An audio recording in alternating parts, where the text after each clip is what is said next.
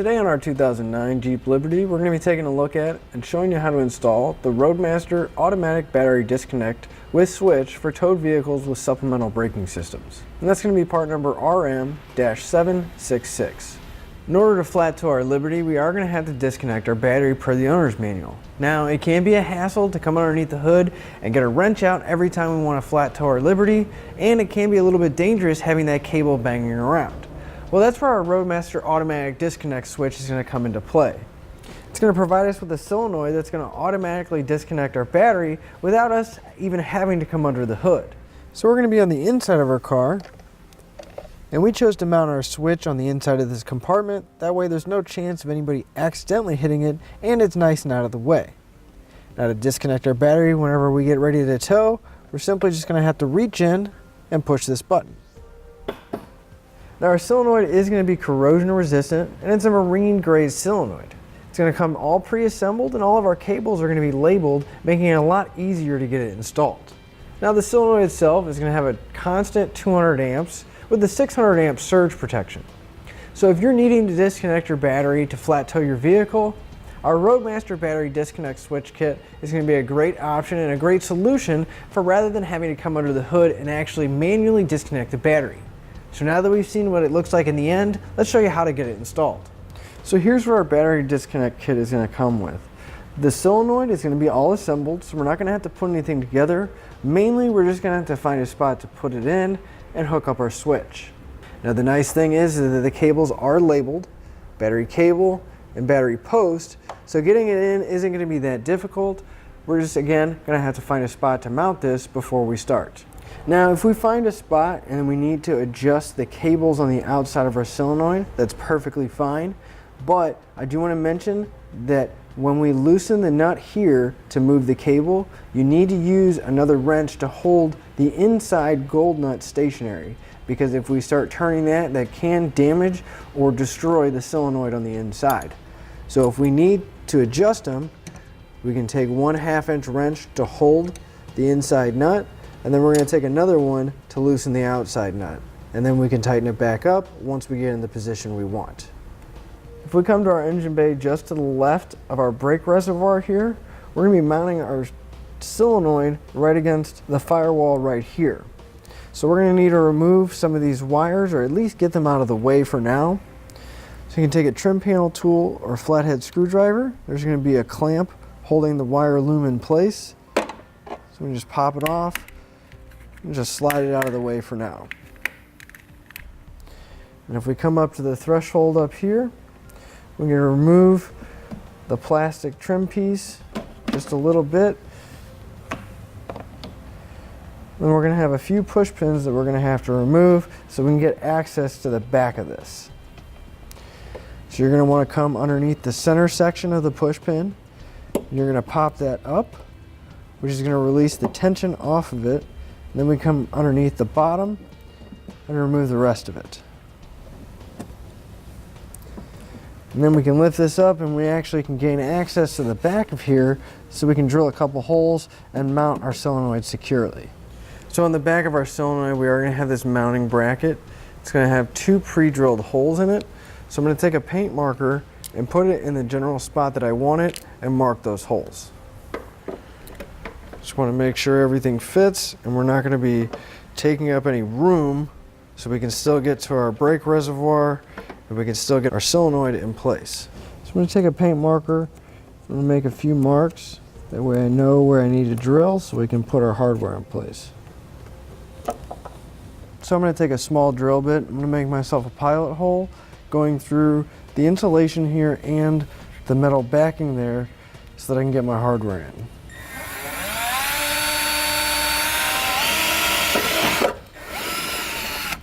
And we'll do that for the other hole as well. I'm going to come back with a step drill bit, and we're going to enlarge the holes we just drilled to at least 1/4 inch so we can get our hardware in place.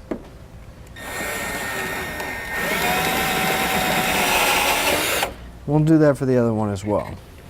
So before I mount this, I am going to adjust my cables a little bit, because it looks like instead of pointing down, I might want them pointing towards the front of the car, making it a little bit easier I'll go ahead and adjust them now, that we don't have to fight trying to adjust them inside when it's mounted. So we can take our 1/4 inch bolts, I'm going to slide it through the bracket on the back and line it up, push it into place through the firewall. And with my solenoid loosely in place, I can lift this up. Then I'm going to take the 1/4 inch flange nut and come to the inside and loosely thread it in place. Then I can work on getting the other one in. So I'm going to take a 7/16 inch wrench and socket, and I'm going to tighten up those bolts. Now, since there's limited room on the solenoid side, I'm going to hold it with the wrench. I'm going to tighten the nut on the back side. Now, before we start making our connections to anything, we want to take the negative cable off of our battery. So I'm going to grab a 10mm socket and I'm going to loosen that nut up that's holding it in place. We're going to remove the negative post off the battery and we're going to set it aside because we don't want any kind of arcing to go on. So then we're going to come to the positive post on the battery. We're going to remove any kind of cover that's on there. And there's going to be a 10mm nut on top that's holding the main cable onto the post. Now yours may or may not have another accessory like ours has here, but we're going to remove that 10mm nut.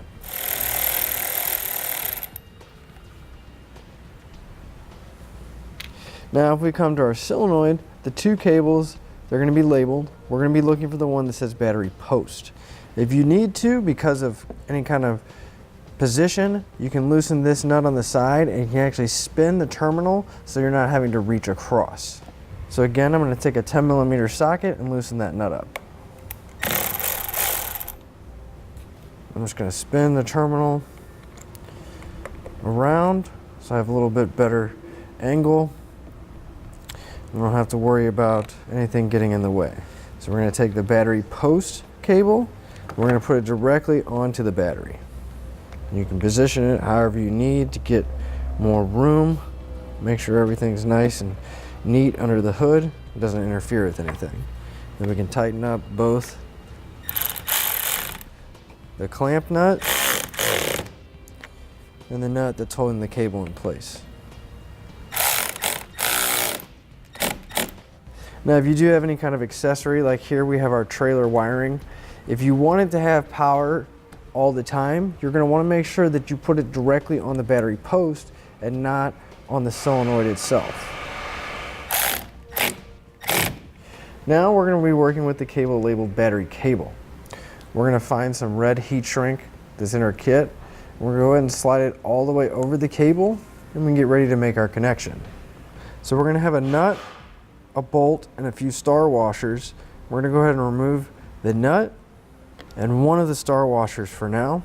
The battery cable we pulled off our post, we will be attaching to the other cable. If you notice, the hole is going to be a little bit smaller than what's on our cables, and the bolt is not going to fit. Now you have a couple different options of either you can find a smaller bolt and the same kind of hardware, or you can very carefully wallow out that hole just enough to get the bolt through. So again, I'm going to take my step drill bit and very slowly and carefully I'm going to enlarge that hole.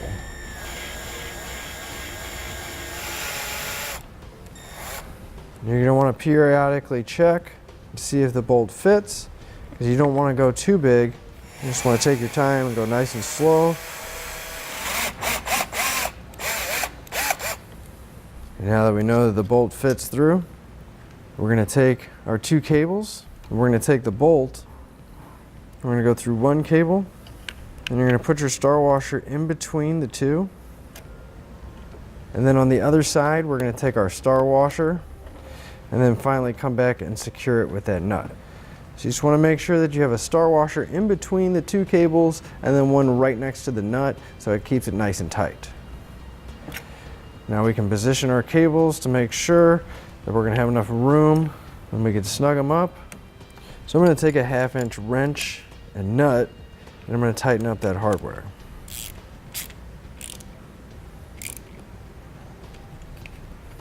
Now that the connection's made, we can take our heat shrink and we're going to slide it over And you want to make sure that it's covering all the metal connections between our two cables. So I'm going to come back with a heat gun and I'm going to shrink down my heat shrink. Now I do want to mention, if you are using an open flame, like a torch or a lighter, you want to be extra careful not to char or burn the heat shrink or the cables themselves.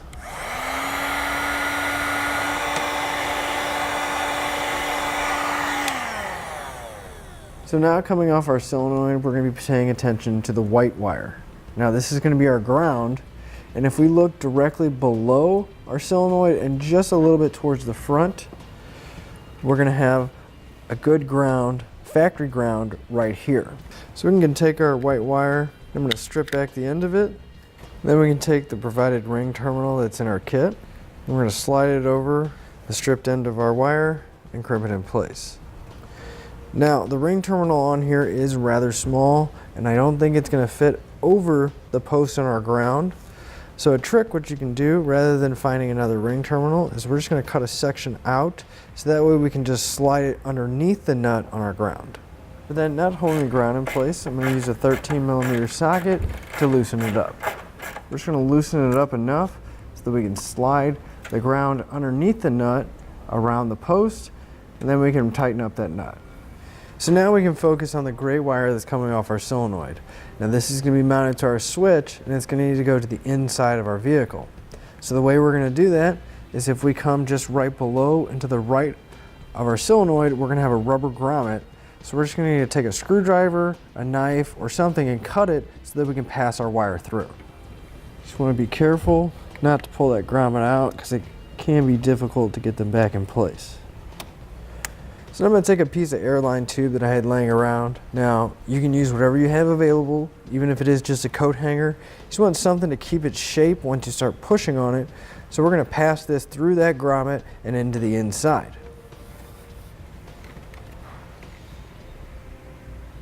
Now on the other end of the airline tube, I'm going to take my gray wire for my switch. I'm going to slide it in there. Just going to take a little bit of electrical tape to secure it to it, and then we can move to the inside of our car and start pulling everything through. So my airline tube came out all the way on the left side of the driver's seat. Now you may have to reach underneath this cover to grab whatever you pass through. So we can start pulling our airline tube out. And once you get your wire in, you want to make sure you pull all the slack out. And it's never a bad idea to check back in the engine bay and make sure it didn't get caught on anything. So with our wire inside the passenger compartment now, we're going to need to find a location to mount our switch. So if we come to this panel right here, just to the left of the steering wheel, we can open up this compartment.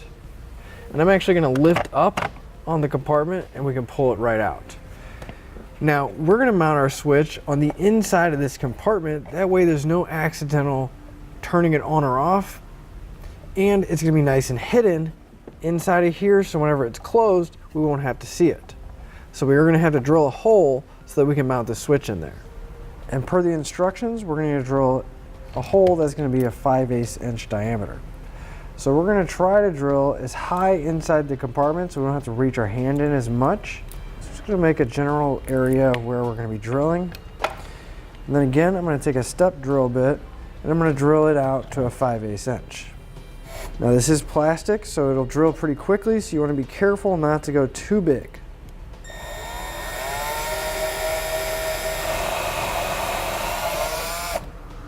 Now it's never a bad idea to test fit the hole we just drilled. So we can remove the nut from the switch itself. We're just going to periodically keep checking to make sure that we don't go too big. So we can take our switch, you can see it fits nicely, it's going to be hidden right inside that compartment. So now, with the switch in place, I'm going to take the nut, and go ahead and put that nut on there hand tight. So with the switch mounted, I'm going to go ahead and take my wire, I'm actually going to route it up through the opening of the hole so we can get access to it and get ready to wire up the switch. You just reach in and grab the wire, and we're going to pull all the excess out through that opening, and we'll have plenty of room for our wire, even if we do open that compartment, just give ourselves a little bit of extra. So I'm going to go ahead and kind of estimate about how much I need, and it's always a good idea to give yourself a few extra inches of length. And then I'm going to cut my wire, and we're going to strip back the gray insulation so we can expose the 2 wires that are inside.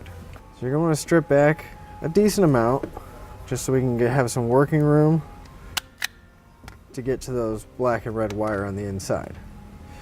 Now once we have those stripped back and we have our black and red wire exposed, we're going to strip back just a little bit of each one of the wires. And on the back of our switch here, we're going to have the terminals here on the bottom. Now we're going to take a small Phillips screwdriver and loosen up those screws so that we can get our wires in place. Now I'm going to work with one at a time. Just going to loosen it up. We can take one of our wires, doesn't matter which one, and we're going to put it through the terminal on the bottom of that set screw. Once we have it in place, we can go ahead and tighten it up and make sure that wire is going to be nice and secure. And we'll do that for the other wire as well. So we just tuck our excess wire back underneath inside the dash there and rehook the compartment back in place, and then we can finish up our connections under the hood. So we can put our negative cable back on our battery. Go ahead and grab our 10mm socket and tighten it back up. And we can start putting all the panels back and putting those push pins back in place. With these push pins, you want to make sure that center is still popping out. You're going to push the outer section in first and then lock it down by pushing the middle in.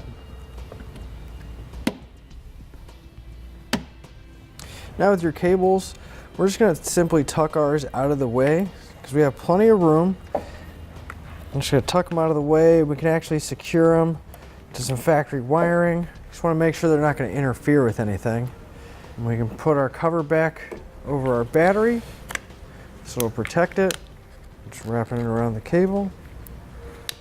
So then if we come back to our solenoid, we're going to have this fuse holder. It's going to be extremely close to the solenoid.